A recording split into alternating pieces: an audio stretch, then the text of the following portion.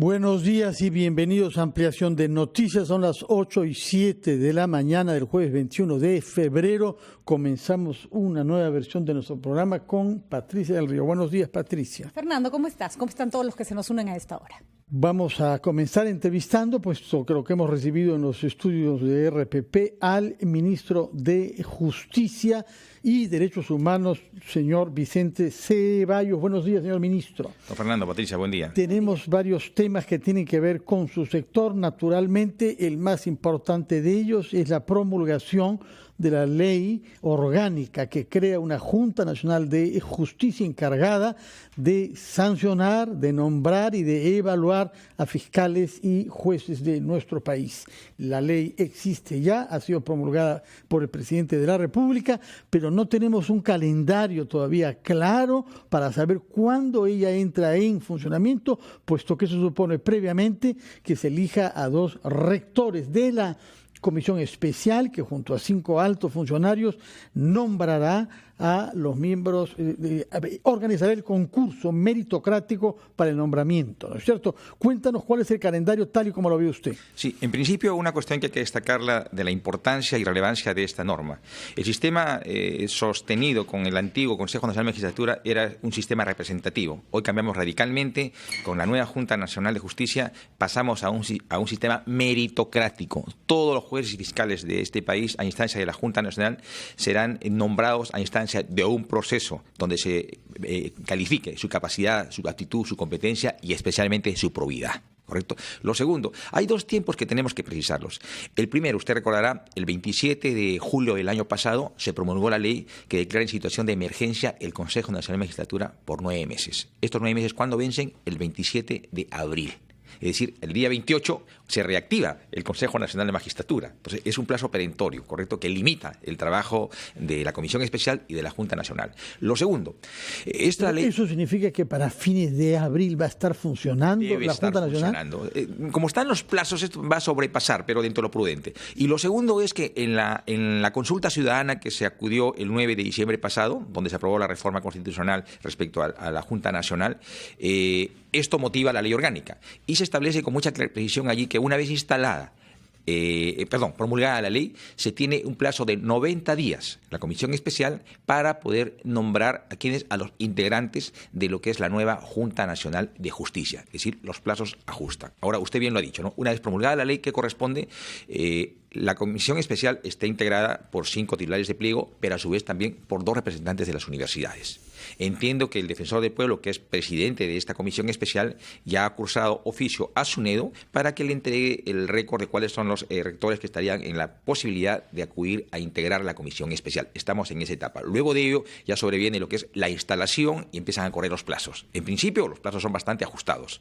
Y no pase por alto que también no solamente son ajustados para lo que significa la designación de los integrantes de la Junta Nacional, también son ajustados para la Junta Nacional, porque hay una disposición final en la ley que establece que por un plazo de 180 días la novísima Junta Nacional tendría que revisar los casos emblemáticos que estén bajo sospecha de graves irregularidades. Es más, no solamente eso, tendrá que nombrar, tendrá que ratificar, tendrá que evaluar y finalmente lo que es revisar estos procesos. Nos decía el contralor SAC que calcula que para julio debe estar andando ya la Junta ya debe estar instalado el tema y ya deben estar empezando a funcionar. ¿Se ajusta eso a los plazos que ustedes tienen establecidos? Esperamos que antes, porque le diré que sin ley, y esto hay que felicitar y reconocer, los integrantes de la Comisión Especial ya se han estado reuniendo. Entiendo que todos los lunes durante 3 sesiones, o sea, han estado... 5 miembros sobre 7. Exactamente. Han estado sin ley, pero con predictibilidad. Y entiendo que han estado ya bosquejando cuáles son las directivas en las cuales tiene que desarrollarse este proceso complicadísimo de lo que es la designación en la primera etapa de la Junta Nacional de Justicia. No empiezan de cero, entonces. No empiezan de cero, obviamente. ¿Cuál es la evaluación que se hace desde el Ministerio de Justicia? Hay que recordar siempre a todas las personas que el Ministerio de Justicia no imparte justicia, ¿no es cierto? Buena parte de la labor que les toca a ustedes es ver las reparaciones que el Estado recibe a partir de actos ilícitos que se hayan cometido contra el Estado. Los procuradores tienen ese trabajo. Pero ¿cuál es la mirada que tienen sobre lo que está ocurriendo en Curitiba?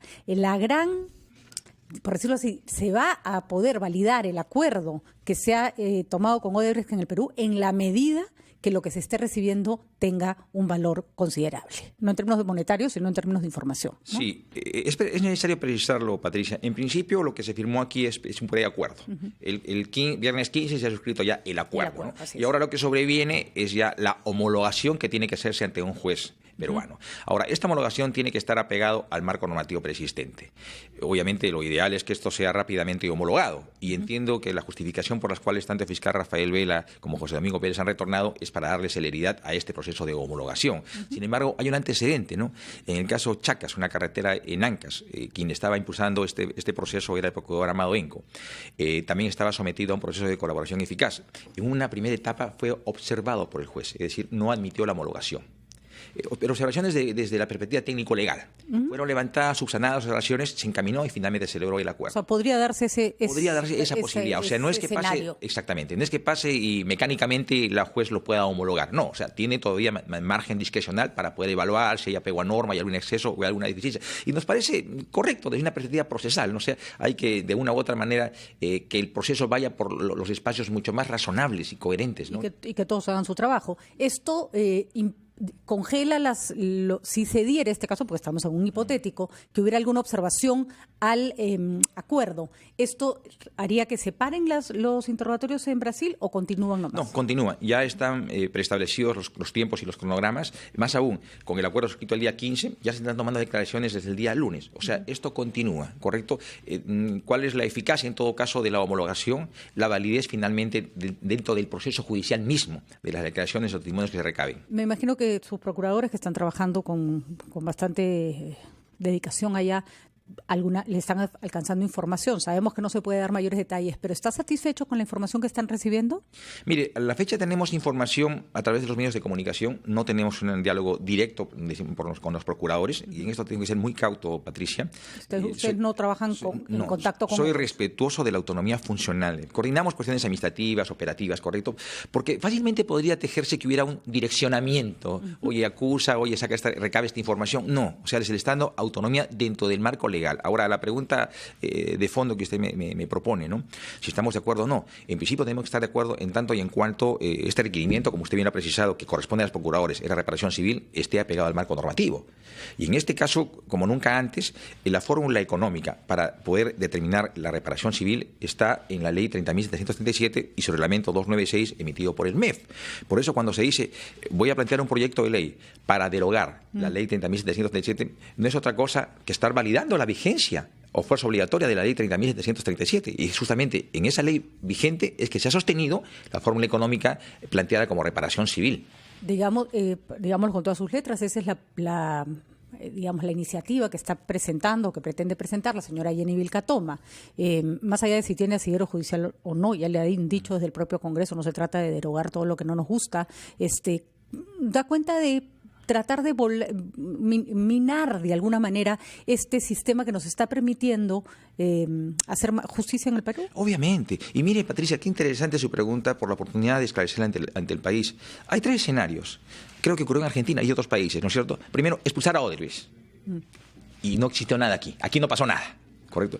Lo segundo, seguir el procedimiento penal sin colaboración eficaz. ¿Cuánto tiempo tardaríamos en recabar información? Y lo tercero, que es el escenario actual, un proceso penal con colaboración eficaz que está agilizando, que está minimizando, que está optimizando especialmente los tiempos en lo que significa el deslinde de responsabilidades penales especialmente. Entonces, este último escenario es el más acorde a las exigencias actuales y tiene un marco normativo. En el derecho comparado encontramos algunos antecedentes bastante idóneos y la mejor respuesta es que 2 días después, esto fue el viernes 15, la suscripción del acuerdo, el lunes 18 ya se estaban tomando las primeras declaraciones y ya habían los primeros resultados. Es decir, la respuesta es positiva. Ahora, y es más, y permíteme con esto cierre, cuando se manifestaba, oye, pero esto solo es respecto a 4 proyectos. Sí, pero los testimonios están evidenciando que también hubiera irregularidades en otro tipo de proyectos. Es decir, es sumamente esclarecedor. Va a permitir, esta es una puerta de entrada, ¿no?, para esta sistemática corruptela en grande que se dio en el país. Ministro Ceballos, acompáñenos, por favor, brevemente durante una pausa. Tenemos otras preguntas que hacerle sobre otros temas que tienen que ver, por ejemplo, con Madre de Dios y también la situación del Parlamento, puesto que recordemos que además de ministro, usted es congresista, en este caso de la bancada liberal. 8:17, hacemos una pausa, retomamos la entrevista con el ministro de Justicia, Vicente Ceballos.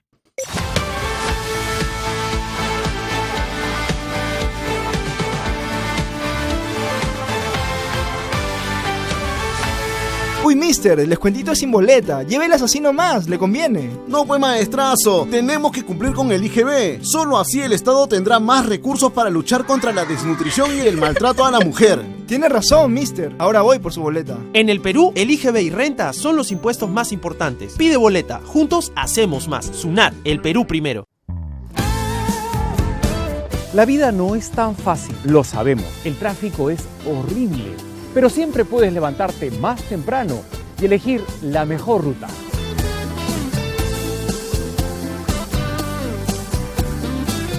Mejorar tu vida es tu decisión. Nosotros queremos que siempre estés bien y por eso estamos encendidos para darte la información que tanto necesitas.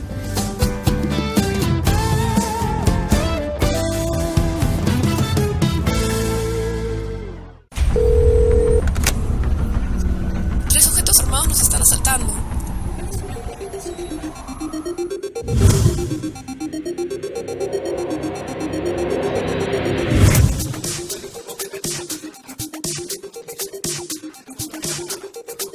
Cuando estés lejos de sentirte seguro, contacta al Rotafono, la línea de ayuda más efectiva. Llámanos al 438-8008. Contáctanos a nuestro WhatsApp 951-431-013 o encuéntranos en Facebook y Twitter usando el hashtag Rotafono.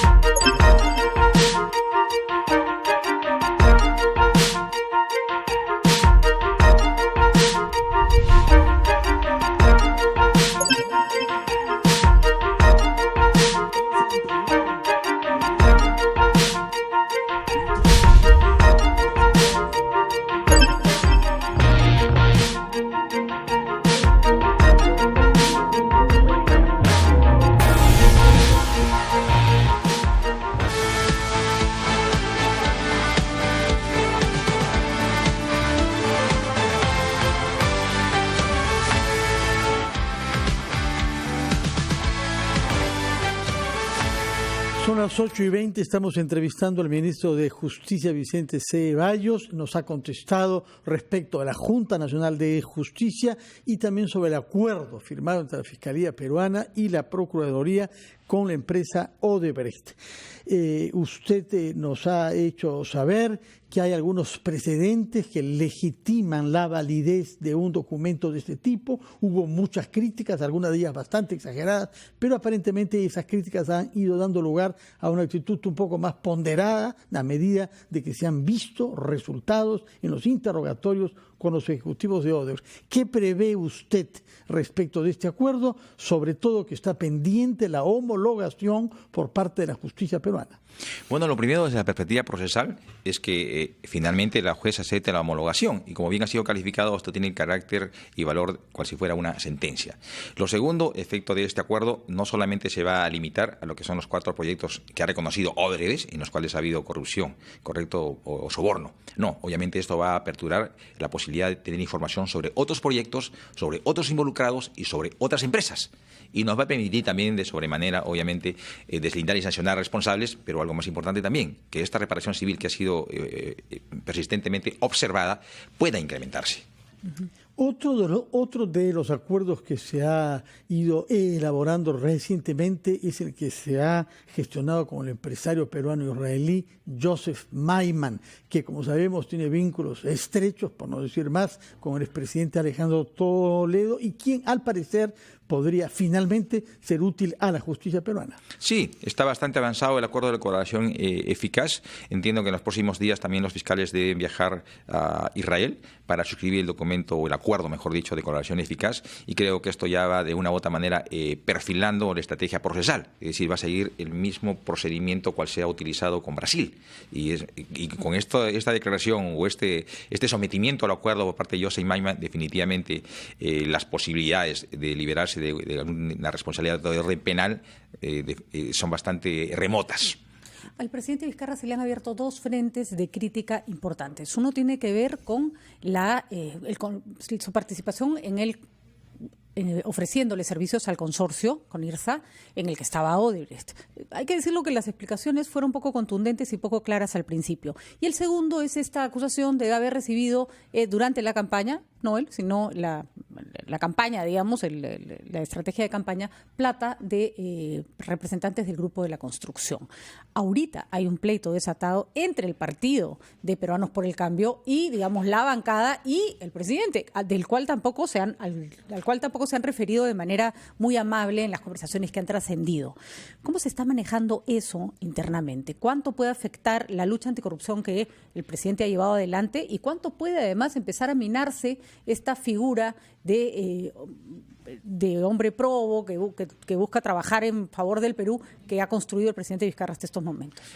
Patricia, creo que aquí no puede estar en tela de juicio la probidad, honestidad y transparencia del presidente de la República. No solamente sin condición de presidente, sino de profesional, de empresario peruano. Al tema inicial, el tema de Conirsa. Yo recuerdo porque lo acompañé justamente cuando se formuló la pregunta y que aparentemente ese fue el origen para todo este caramontón que se ha hecho.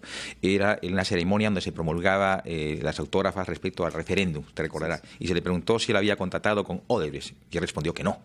Pero después se puso en evidencia a través de un reportaje periodístico indicando, oye, pero con IRSA una participación importante la tiene en ella Odebrecht. Es como usted me preguntara a mí, Patricia, ¿no? Con toda la consideración, ¿cómo te llamas? Vicente Ceballos, diría yo, ¿no? Y es así. No, me estás mintiendo porque tú eres Vicente Antonio. O sea, por obviar a Antonio. En el caso concreto de la pregunta del presidente es, ¿usted contactó con Odebrecht? Y él respondió así.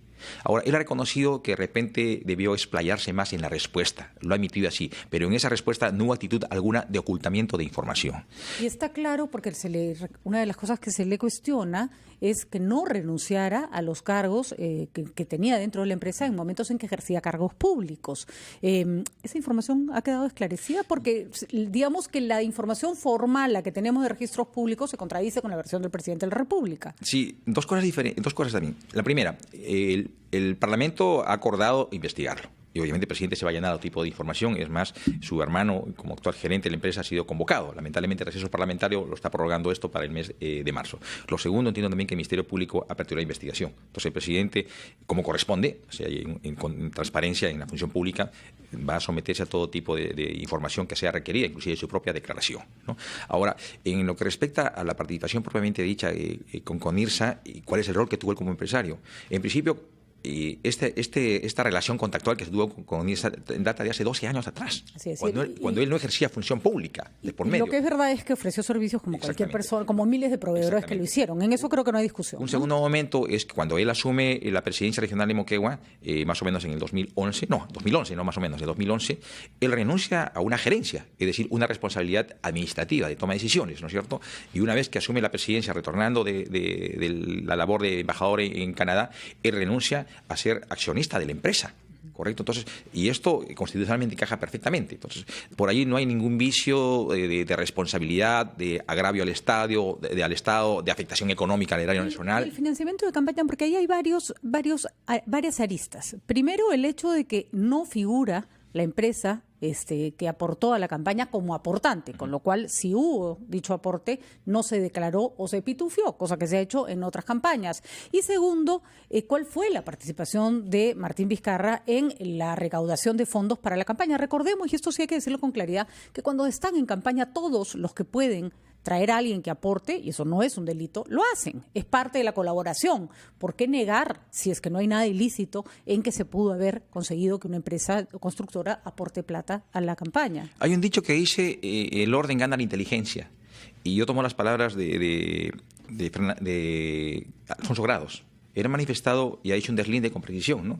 O sea, él manejaba la parte económica y el presidente Vizcarra en su momento, como jefe de campaña, estaba abordando lo que es específicamente el tema político. Y el presidente ha sido sumamente claro y persistente en esta respuesta. Yo manejaba la parte política. O sea, no podría abordar todos los escenarios ni todos los ejes temáticos que son propios de una campaña. O sea, esto se hubiera generado algún nivel de desorden. Pero por un tema de cuidado, uno quiere saber de dónde sale la plata por la que está postulando. No es tan sencillo como, ustedes consigan la plata y yo postulo, porque claro, en esa lógica podría, pues, no sé, alguien conseguir un narcotraficante que meta plata en la campaña y van a acabar todos presos, ¿no? Pero una cosa es impulsar una campaña desde su origen y otra cosa es encontrar una campaña a mitad de camino. Y usted no olvidemos que en el verano del 2016 el presidente asume abruptamente por encargo del presidente de Pedro Pablo Kuczynski la dirección de la campaña. Para la segunda vuelta. Un cambio súbito, ¿no? Entonces coge un proceso en marcha. O sea, y de una u otra manera, obviamente, había debilidades, por eso se da el cambio, había que dar correcciones inmediatas. Y empieza a estructurarse un mejor orden en la administración de la campaña y cada quien asume un rol. El premier Villanueva, después de unas declaraciones un poco confusas, ha dicho que pone las manos al fuego por el presidente Vizcarra. ¿Usted también? Sí, obviamente. Es más, qué bueno, además, ¿no? Qué bueno como usted. Como ciudadano y una persona última pregunta. De mucho respeto. ¿Cuál sería la explicación que hay detrás del comportamiento del partido político? Miren, yo quiero empezar por una cuestión de Jorge Meléndez. Creo que su renuncia nos da el mensaje de que la situación al interior del partido era insostenible. Lo segundo, no acabo de entender. Sale un miembro del partido a decir que confía en el presidente y a la hora siguiente sale otro miembro del partido mostrando un documento contra el presidente. La pregunta es, ¿dónde está la coherencia o a qué se está jugando? Y compartimos ayer a través de un medio periodístico un chat donde se evidencia una especie de estrategia política direccionada a deslegitimar o desautorizar al presidente. Lamentable. Sea insostenible. Y es más, el presidente ha dado claras muestras de construir un escenario de mutuo entendimiento. Hace menos de una semana ha convocado a la bancada y hay un acuerdo y en horas de la mañana lo va a ratificar Carlos Bruce en este medio, ¿no? Cada 15 días reunirse, es estrechar los vínculos de comunicación mucho más fluida en la perspectiva política por un mutuo interés. ¿Perder vínculo con el partido quiere decir perder bancada? ¿O puede no, ahora acá tenemos que hacer un deslinde, Patricia, ¿no? Una cosa es el partido y otra cosa es la bancada. Y ahí mismo Jorge Meléndez lo dice en su renuncia, ¿no? Él se mantiene en la bancada. Más la renuncia va al partido. Y entiendo que la reunión del presidente ha sido con la bancada. ¿Cuánto de ideal hubiera sido que haya este entendimiento entre bancada y partido? Pero, sin embargo, se han construido a motu propio escenarios diferentes. Ministro Ceballos, además de la justicia, usted es responsable de la vigencia de los derechos humanos en el Perú. Hemos asistido en esos últimos días a un mega operativo en uno de los lugares de nuestro país, Madre de Dios, La Pampa, en donde se han violado de una manera más sistemática derechos humanos porque se ha reducido a seres humanos a la condición virtual de esclavitud.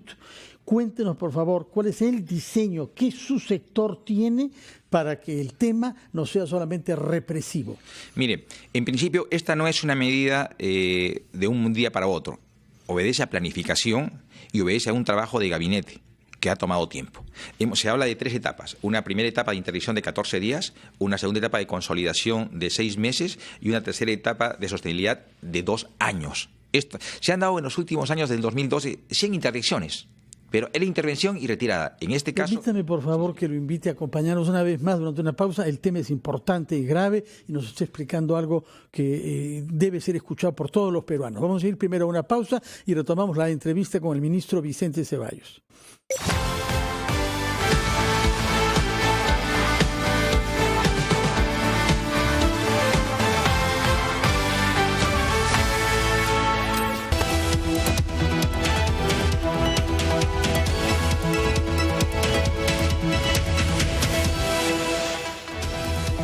El equipo especial Lavallato interrogará hoy al ex tesorero internacional de Odebrecht, Luis da Rocha Suárez, por los sobornos de la constructora pagados a través de Andorra y otras entidades financieras. El congresista de Peruanos por el Cambio, Carlos Bruce, aseguró que su bancada no está de acuerdo con la decisión del partido de ser oposición en el gobierno de Martín Vizcarra. El vocero de Peruanos por el Cambio, Jorge Meléndez, renunció a su militancia partidaria por interferencias con su labor en la vocería parlamentaria. En Arequipa, la policía capturó a un sujeto que captaba menores por redes sociales para violarlas y prostituirlas posteriormente. Al menos 70 personas murieron en el incendio de un edificio residencial ubicado en la zona histórica de Dhaka, la capital de Bangladesh. El Atlético de Madrid derrotó por 2-0 a Juventus en el partido de ida de los octavos de final de la Champions League.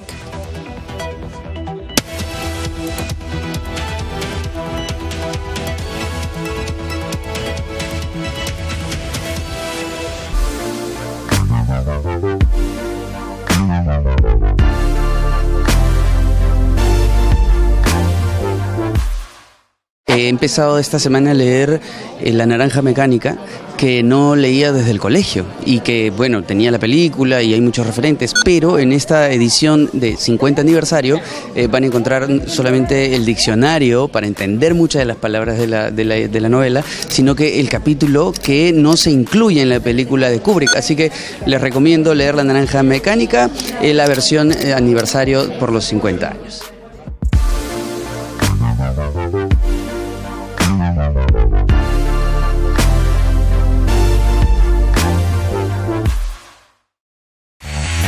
Mantente conectado a la información. rpp.p. En todo momento y en todo lugar, desde todos los medios smart digitales. rpp.p.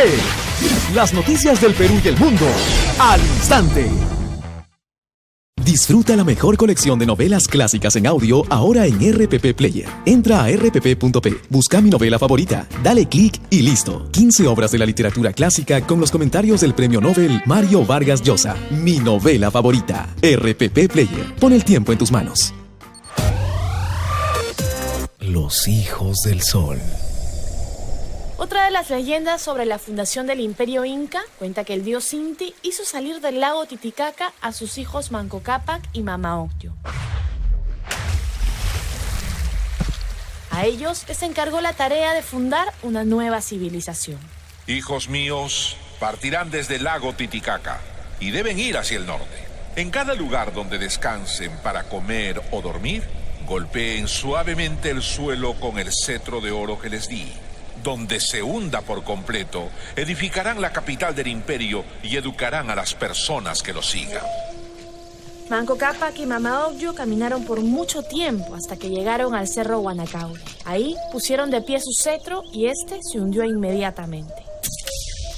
Felices, Manco Cápac y Mama Ocllo fundaron la ciudad del Cusco haciendo caso a la orden del dios Inti. En Cusco, Manco Cápac habló con las personas que los habían seguido durante el trayecto y les dijo: Soy el hijo del sol, a quien debemos adorar. Les enseñaré a cultivar la tierra, cazar, construir canales, sus casas y a vestirse. Los hombres se arrodillaron, pero Mama Ocllo vio dolor en los rostros de las mujeres y habló para ellas. No se preocupen, hermanas. Yo les enseñaré a cuidar su hogar, a tejer la lana que dan las vicuñas y alpacas para hacer la ropa que usaremos. De esta forma nació el Imperio del Sol, que basó su actuar en preceptos incas conocidos como Amazúa, Amaqueya y Amaluya, que en castellano significan no seas ladrón, no seas mentiroso y no seas flojo.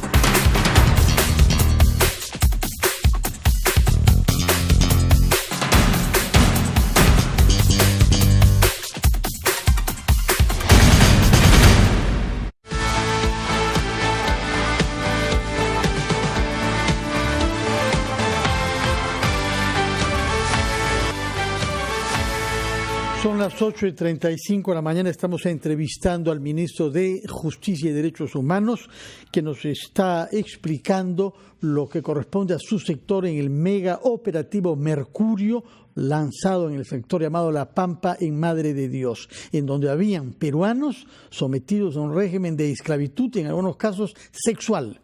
Sí, le decía, esta es una intervención integral. Son cerca de 12 ministerios de Estado que están interviniendo y tiene un enfoque esencialmente de derechos humanos. Explotación de menores, prostitución, trata de blancas, sicariato, crimen organizado, tráfico, es decir, una serie de ilícitos. Y aquí tiene una incidencia muy importante en nuestro ministerio a través de la defensa pública. Ahora, no debo pasar por alto también el aporte que está brindando a las fuerzas policiales. Son 1.200 policías, 300 miembros de las Fuerzas Armadas y 70 fiscales. Y aprovecho para expresar mis condolencias a los familiares de los policías y de la fiscal que han fallecido en el primer viaje que se hacía el día martes, ¿no? Y por otro lado, acá también hay impactos no solamente desde la perspectiva de derechos humanos, sino también ambientales. Son cerca de 1.700 hectáreas que semestralmente son impactadas. Son cerca de 120 kilos de mercurio que generan impactos en la tierra y en el agua. ¿Cómo el Estado puede estar ausente? creo que no hay ninguna duda con respecto de la importancia de entrar a La Pampa en Madre de Dios, pero ha habido críticas de gente que dice esto parece improvisado, parece un golpe efectista del presidente Vizcarra para recuperar popularidad. ¿Desde cuándo estaba planeado esto y cuál es el apoyo? Porque no se trata simplemente de poner policías y militares, hay que hacer un trabajo además social en la zona. ¿Nos puede explicar, ministro? Por supuesto. Mire, Patricia, yo le agradezco la pregunta. En principio, este no es producto de una improvisación, es un trabajo razonado, justificado y planificado. Y se la designó como responsable a la ministra de Ambiente. Y es producto de un trabajo de cerca de 5 a 6 meses. Y finalmente, con antelación, se determinó que era este día, con precisión, que se iba a intervenir. En principio, creo que tenemos que, como Estado, no renunciar a una presencia mucho más efectiva. Obviamente esto va a generar algún tipo de desconcierto. Por eso yo hablaba de 3 escenarios, ¿no? Primero, una intervención de 14 días. Segundo, una etapa de consolidación de 6 meses. Y tercera, la tercera etapa, quizás la más importante, de sostenibilidad, de 2 años. El mensaje que dio el ministro Morán: hemos venido para quedarnos. Ahora, miren, son cerca de 6.000 personas que directamente dependen de esta actividad. Minería ilegal. Sí. Y de manera directa e indirecta cerca de 25.000. O sea, demos por descontado que hay un impacto económico, ¿no? O sea, alojamiento, alimentación, transportes, insumos químicos, combustible. Por ello, el día de ayer que hemos tenido en Consejo de Ministros, a instancia del ministro Oliva de Economía y Finanzas, se ha determinado un monto alrededor de 600 millones que va a reforzar la economía de esta región, y para ello están articulando con los niveles de autoridad subnacional. Me estoy refiriendo a alcaldes y gobernadores. No olvidemos que es la provincia de Nambopata con 4 distritos que están sujetos a esta interdicción. Antes de que nos vence el tiempo, teníamos pendientes preguntas sobre política penitenciaria, ¿no? Y sobre las sanciones que la justicia impone. Terrible el caso que hemos visto de discriminación y agresión de esta mujer en Arequipa que agrede a una señora que está haciendo su trabajo en la vía pública. Tenemos además constantes casos de discriminación racial, de discriminación de género, y son muchas veces delitos que al no alcanzar la pena suficiente para tener prisión efectiva, al final la persona simplemente se va a su casa con prisión suspendida y no pasa nada. Hemos estado tratando de averiguar por qué no se aplica el servicio social obligatorio como se hace en otros países, como una forma de escarmiento y además de devolverle algo a la sociedad. Me han explicado que no está bien implementado el sistema. Me imagino, ministro, que para usted sería mucho más fácil manejar un sistema mixto en lugar de que le manden a todos a la cárcel. Así es. ¿No? No, definitivamente. Tenemos que acudir a medidas ejemplarizadoras, definitivamente, ¿no? Y, por ejemplo, ¿cómo no trabajar labores comunitarias o labores sociales? El día martes se tenía una reunión con el propio presidente del Poder Judicial, José Luis Lecaros, y ya estamos estructurando gabinetes técnicos de ambas partes para ir definiendo y perfilando respuestas a estos contenciosos que lamentablemente se están convirtiendo de un tiempo a esta parte en masivos. O sea, ya no es un hecho aislado. Y más aún en el caso concreto que usted hace alusión, Patricia, hablamos de una profesional, o sea, no de una ciudadana de a pie, ¿correcto? Que entendemos que tiene un grado intelectual de mayor preparación, mayor razonabilidad y ponderación. Si en esas condiciones se llegan a estos extremos, imagínense cuál sería la respuesta. Pero también que se cree en una situación superior, y eso se tiene que empezar a castigar, ¿no? Por eso le digo, o sea, estamos en pleno proceso de corrección, si cabe el término. Y lo segundo, como Ministerio, de sobremanera nos compromete. Tenemos los establecimientos penitenciarios sobrepoblados. De una capacidad de albergue para 39.000 internos, en estos momentos tenemos 91.000, es decir, una sobrepoblación de 52.000 internos en nuestros 68 establecimientos penitenciarios. Entonces, esto tiene que ser parte de una política penitenciaria también, y es por eso que estamos articulando con distintas entidades relacionadas al tema de justicia. Por ejemplo, cada envalentonado que le mete un lapo a un policía, o la gente que lo intenta arañar al policía cuando está deteniendo a alguien, de frente, ¿no? Al 48 horas detenido y luego a realizar algo que, exactamente, que lo eduque sobre lo que no debe hacer. Por eso hay, ¿no? 3 elementos, ¿no? Sanción, pero eficacia e inmediatez en la respuesta. O sea, no dilatados procesos, ¿no? Le tomamos la palabra, ministro, sobre todos los temas de los que nos ha hablado: Junta de Justicia, el acuerdo con Odebrecht, el tema de Madre de Dios y estas sanciones y política penitenciaria. Yo no me quiero ir, aunque nos mate hablar por el tiempo, sin hacerle una pregunta más. La popularidad del presidente Vizcarra ha bajado y se considera que los ministros necesitan más participación en el gobierno. Usted es uno de los ministros que sale con mayor rapidez y que además es una cara visible dentro del gabinete. ¿No pasa eso con sus compañeros? ¿Qué deben hacer al respecto? No, estamos en eso. Hemos hecho un ejercicio de meas culpas y creo que tenemos que posicionarnos ante los medios, los 18 ministros de Estado. No tenemos por qué dejar solo al presidente. Somos un equipo de trabajo. Si bien hay un capitán del equipo, que es el presidente, pero ese equipo de trabajo tiene que funcionar. Hemos hecho un ejercicio de mea culpa, y lo digo con la mayor honestidad, y estamos en la mejor predisposición de articular de mejor manera ante la opinión pública.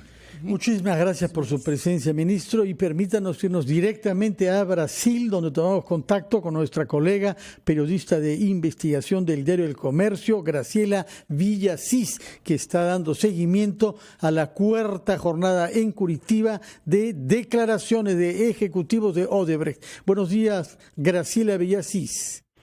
Buenos días, Fernando. Buenos días, Patricia. Son las 11:42 en Curitiba. Díganos, por favor, ¿cuál es la agenda judicial fiscal del día de hoy?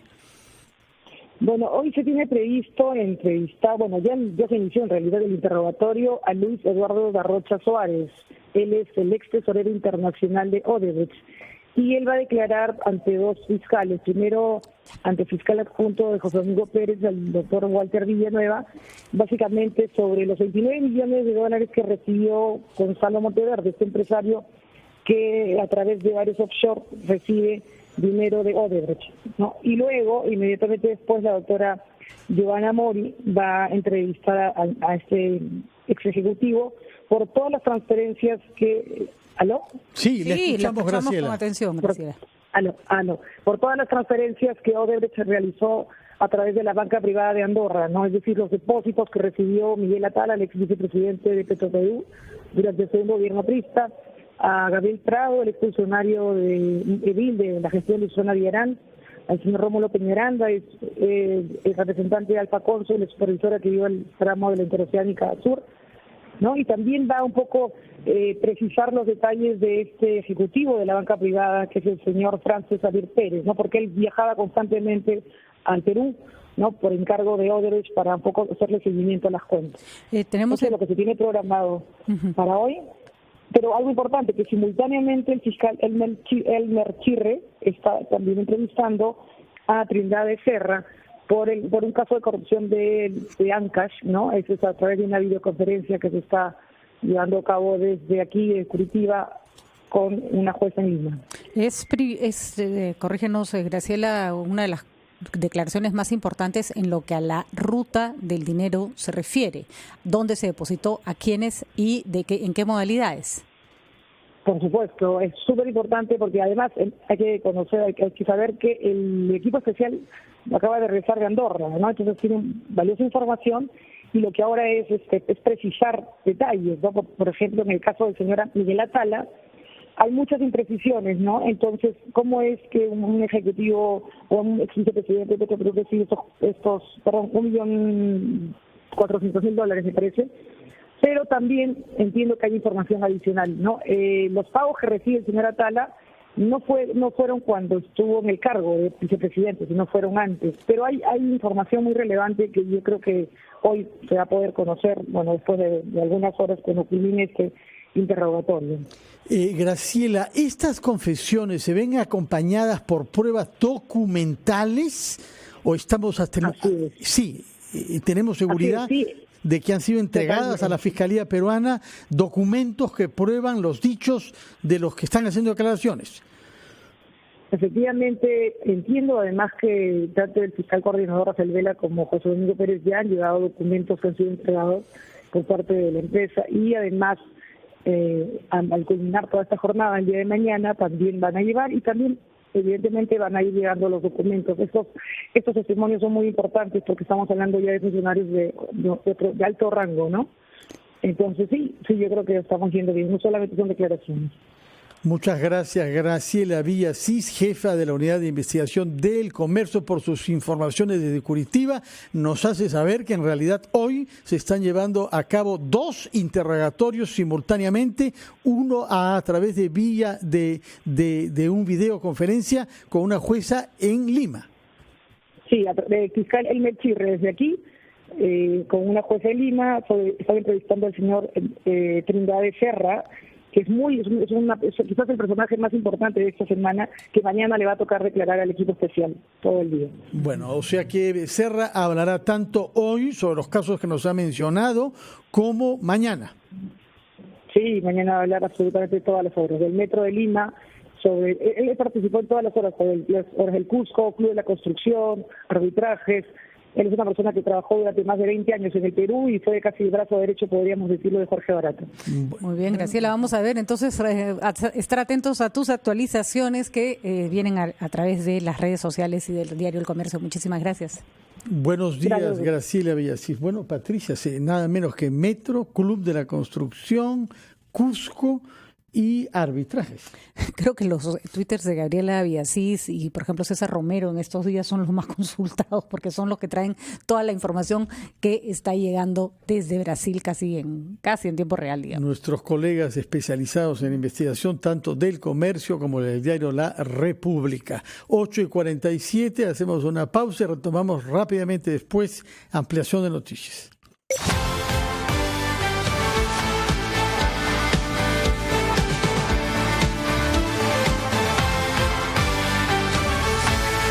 Un día como hoy llega gracias a Universidad Continental, la universidad de la Cuarta Revolución Industrial, con el ecosistema digital más completo para el aprendizaje.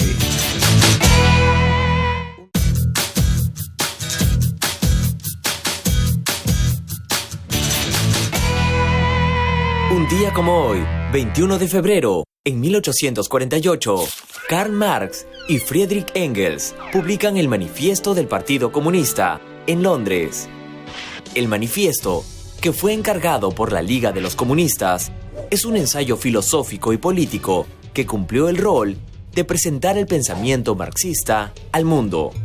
En él se sostiene que la lucha de clases siempre ha sido el motor de la historia y anticipaba que el proletariado triunfaría sobre la burguesía, dando como resultado una sociedad comunista y sin antagonismos. Ya en el siglo XX, un día como hoy, en 1929, nace en México Roberto Gómez Bolaños, también conocido como Chespirito, debido a su gran talento para escribir y a su pequeña estatura. Chespirito empezó trabajando como creativo en una agencia de publicidad y luego se convirtió en un exitoso guionista de programas cómicos. En 1970 hizo su debut El Chapulín Colorado y un año después El Chavo del Ocho. El éxito fue rotundo y sus programas han sido transmitidos desde entonces en América Latina y en muchos otros países. Esto sucedió un 21 de febrero, un día como hoy. Un día como hoy llegó gracias a Universidad Continental, la universidad de la Cuarta Revolución Industrial, con el ecosistema digital más completo para el aprendizaje. Es momento de un café de noticias. 1. Igor Braga Vasconcelos, exfuncionario de Odebrecht, confirmó que se entregó $4 millones en sobornos por la obra de la Costa Verde Tramo Callao cuando era gobernador regional Félix Moreno. 2. El congresista Jorge Meléndez renunció al Partido Peruanos por el Cambio luego de que difundiese coordinaciones vía WhatsApp de dirigentes de ese partido. 3. Y el Poder Judicial ha dispuesto 3 años de prisión preventiva para 4 magistrados del Callao, acusados de también participar de los cuellos blancos del puerto. 4. El 11 de marzo se inician las clases del año escolar 2019 en todo el país, incluidas las zonas donde se han registrado fuertes lluvias que ya afectaron un total de 250 colegios. 5. Y el presidente interino de Venezuela, Juan Guaidó, parte hoy en caravana hacia la frontera con Colombia para hacer ingresar a su país, esa es la tarea, la ayuda humanitaria enviada por la comunidad internacional que está esperando en la ciudad colombiana de Cúcuta. ¡Qué buen café de noticias! ¿Sabes cuál es la película más taquillera? ¿Qué obras de teatro están en tarima? ¿Los museos que puedes visitar? Eso y mucho más en Primera Fila. Películas en cartelera, canciones del momento, exposiciones de arte, funciones de teatro. Con nosotros siempre estarás en Primera Fila, de lunes a viernes a la 1:30 de la tarde por RPP Televisión.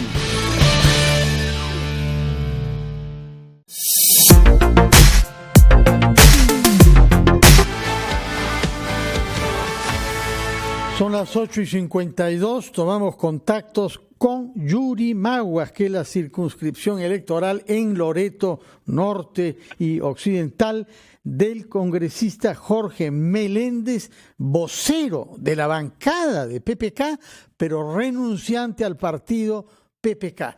Explíquenos, señor Meléndez, ¿por qué renuncia usted y qué debemos comprender de este inverosímil intercambio de chat entre algunos dirigentes de su ex partido hasta el día de ayer?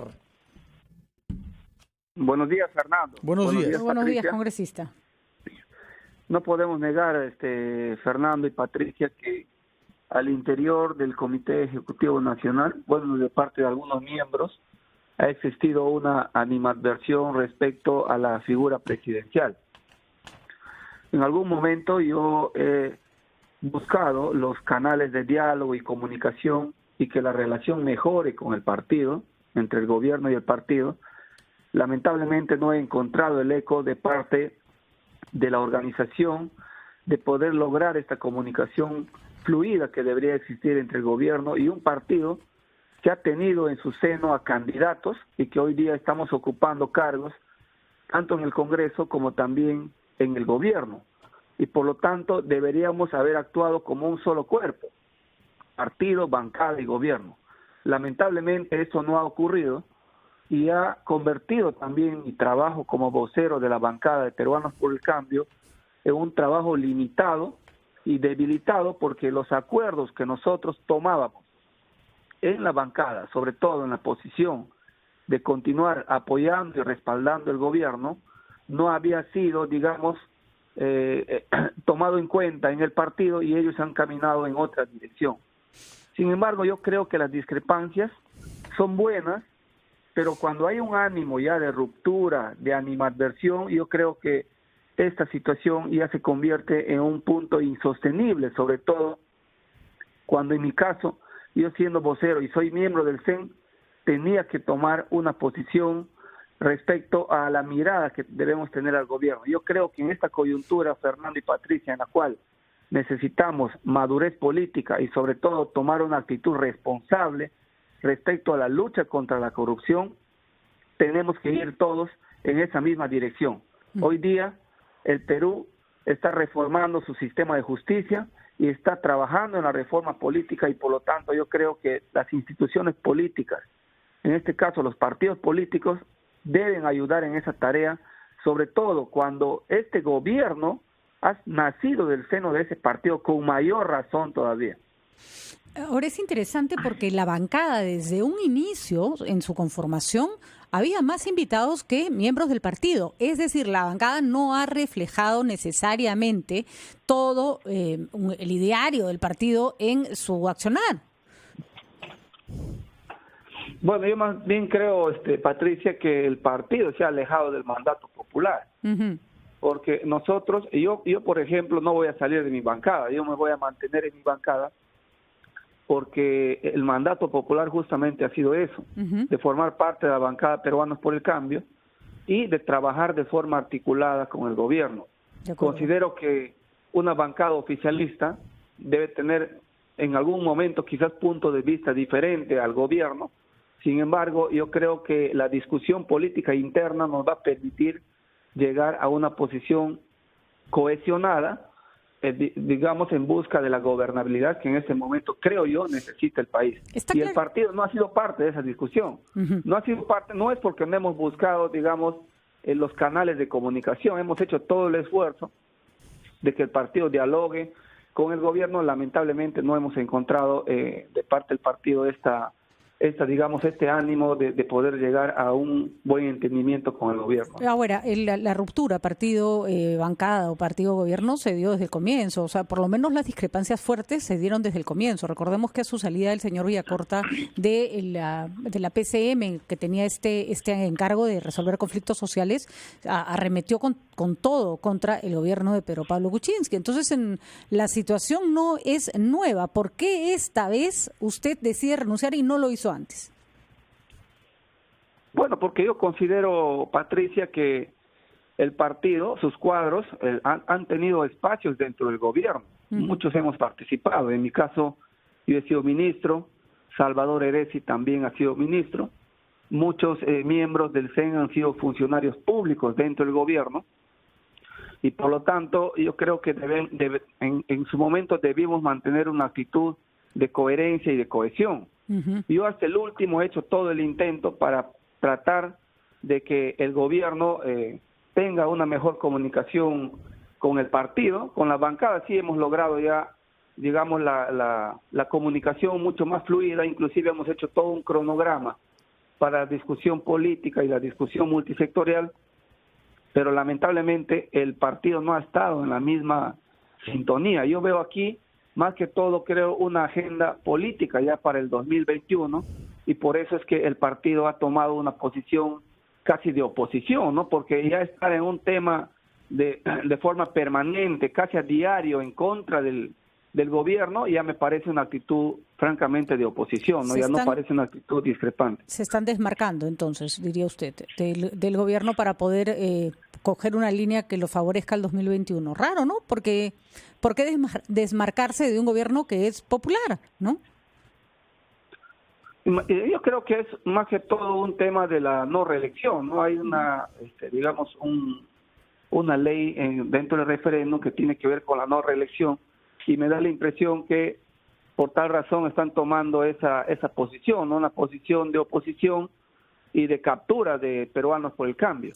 Bueno, eso es lo que ha dicho Juan Cheput en un tuit, que el origen de este conflicto es la no reelección. Pero si le habla usted a sus paisanos de Yurimaguas, que ven correr los ríos Guayaga y Paranapura y que quieren cosas claras, ¿cuál es la razón de todo este conflicto? Porque usted habla de un ánimo, usted habla de un desentendimiento, pero no vemos que hayan diferencias programáticas, y lo que uno teme cuando lo escucha es que todo el conflicto sea interés en puestos públicos. Sí, a ver, lo que tenemos que entender ahorita que en este momento en el Partido Peruanos por el Cambio no hay un liderazgo visible. Querrán algunos o no reconocer, el que lideraba Peruanos por el Cambio era el expresidente Pedro Pablo Kuczynski. Dentro de Peruanos por el Cambio no existe una posición ideológica clara en la cual los militantes podamos seguir a un partido. Al no haber ese liderazgo, evidentemente hay un vacío en cuanto al trabajo organizativo que debería haber realizado el Comité Ejecutivo Nacional. Es más, no ha habido reuniones durante meses. No se ha convocado a CEN durante un buen tiempo,